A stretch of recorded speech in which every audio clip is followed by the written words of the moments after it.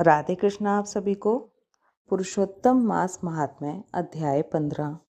श्री नारायण बोले, नारद, सुदेव शर्मा ब्राह्मण हाथ जोड़कर गदगद स्वर से भक्त वत्सल श्री कृष्ण देव की स्तुति करता हुआ बोला, हे देवदेव, हे देवेश, हे त्रैलोक्य को अभय देने वाले हे प्रभु, आपको नमस्कार है।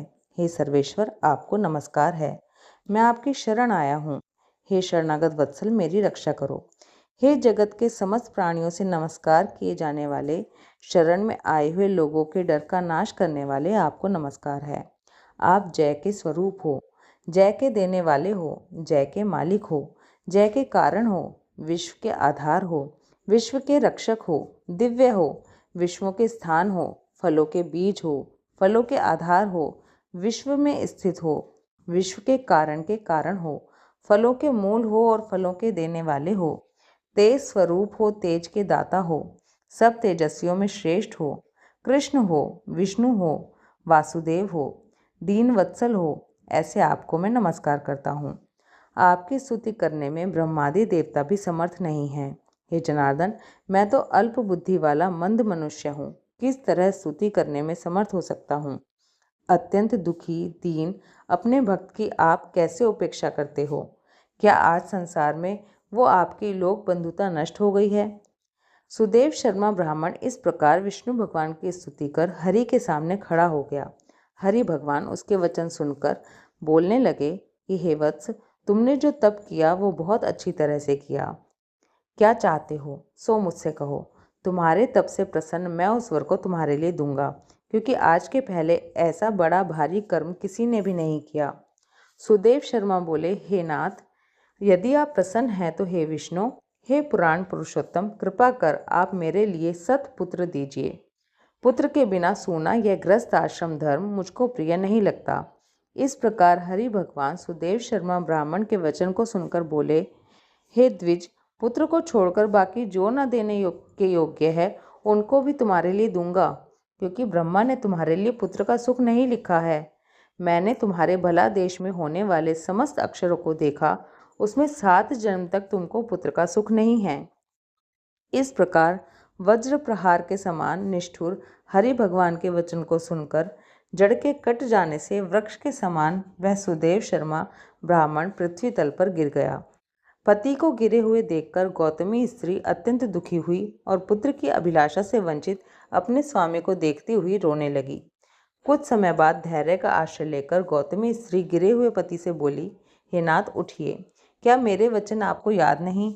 ब्रह्मा ने भला देश में जो सुख दुख लिखा है वह मिलता है। रमानाथ क्या गलत करेंगे? मनुष्य तो अपने किए कर्म का फल भोगता ही है। अभागे पुरुष का उद्योग मरणासन पुरुष को औषध देने के समान निष्फल हो जाता है। जिसका भाग्य उल्टा है उसका किया हुआ सब उद्योग व्यर्थ होता है। समस्त वेदों में यज्ञ, दान, तप, सत्य, व्रत आदि की अपेक्षा हरि भगवान का सेवन श्रेष्ठ कहा है, परंतु उससे भी भाग्य बल श्रेष्ठ है।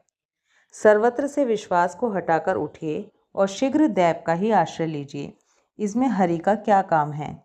इस प्रकार उस गौतमी के अत्यंत शोक से युक्त वचन को सुनकर दुख से कांपते हुए गरुड़ जी विष्णु भगवान से बोले, गरुड़ जी, शोक रूपी समुद्र में डूबी हुई ब्राह्मणी को उसी तरह नेत्र से गिरते हुए अश्रुधारा से व्याकुल ब्राह्मण को देखकर, हे भक्तों के लिए अभय को देने वाले, हे प्रभु, भक्तों के दुख को नहीं सहने वाले, आपकी आज वह दया कहाँ चली गई?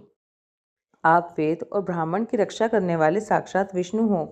इस समय आपका धर्म कहाँ गया? अपने भक्त को देने के लिए 4 प्रकार की मुक्ति आपके हाथ में ही स्थित कही गई है। फिर भी वे आपके भक्त उत्तम भक्ति को छोड़कर चतुर्विध मुक्ति की इच्छा नहीं करते हैं और उनके सामने 8 सिद्धियां दासी के समान स्थित रहती हैं। आपके आराधन का महात्म्य सब जगह सुना है। तब इस ब्राह्मण के पुत्र की इच्छा आज पूर्ण करने में आपको क्या परिश्रम है? हाथी दान करने वाले पुरुष को अंकुश दान करने में क्या परिश्रम है? अब आज से कोई भी आपके चरण कमल की सेवा नहीं करेगा। जो पुरुष के भाग्य में होता है वही निश्चय रूप से मिलता है। इस बात की प्रथा आज से संसार में चल पड़ी और आपकी भक्ति रसातल को चली गई। हे नाथ, आप करने तथा ना करने में स्वतंत्र हैं। यह आपका सामर्थ्य सर्वत्र विख्यात है। आज वह सामर्थ्य इस ब्राह्मण को पुत्र प्रदान न करने से नष्ट हुआ, इसलिए आप इस ब्राह्मण के लिए अवश्य एक पुत्र प्रदान कीजिए। सुदामा ब्राह्मण ने आपकी आराधना कर उत्तम वैभव को प्राप्त किया। आपकी कृपा से सांदीपनी गुरु ने मृत पुत्र को प्राप्त किया। इन कारणों से पुत्र की लालसा करने वाले ये दोनों स्त्री पुरुष आपकी शरण में आए हैं। इस प्रकार विष्णु भगवान अमृत के समान गरुड़ के वचन को सुनकर गरुड़ जी से बोले, हे पक्षीवर, इस ब्राह्मण को अभिलाषित एक पुत्र शीघ्र दीजिए।